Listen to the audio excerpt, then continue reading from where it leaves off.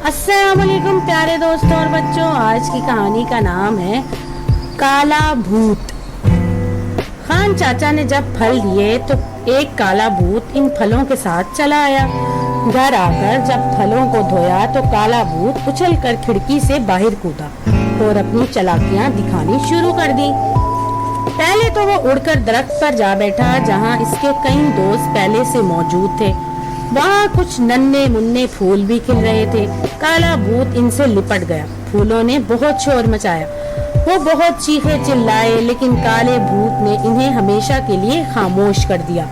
बेचारे फूल। हवा से काले भूत की खूब दोस्ती है। इस पर बैठकर इसने दरिया का रुख किया। ठंडा ठंडा चमकीला चमकीला पानी और अपने साथी देखकर भूत मियाँ ने छलांग लगा दी। एक मछली सांस लेने ऊपर आई तो काला भूत सीधा इसके मुंह पर सवार हो गया। मछली बहुत तड़पी, बहुत रोई, लेकिन काले भूत ने इसे भी ना छोड़ा, यहाँ तक के मछली की सांस बंद हो गई। बेचारी मछली। काले भूत दरिया के पार बच्चों ने जब काले भूत और इसके हजारों दोस्तों को अपनी तरफ आते देखा तो खूब शोर मचाया। फिर आगे बढ़कर सब ने इनको दबोच लिया। काले भूत बहुत चिल्लाए, बहुत उछले, लेकिन बच्चों ने इन्हें नहीं छोड़ा।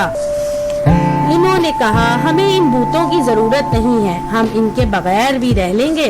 अब हम किसी भूत को दरिया पार नहीं करने देंगे। तो दोस्तों, अगर आपको ये छोटी सी नन्ही सी मुन्नी सी कहानी पसंद आए तो मेरे चैनल को लाइक और सब्सक्राइब जरूर कीजिएगा।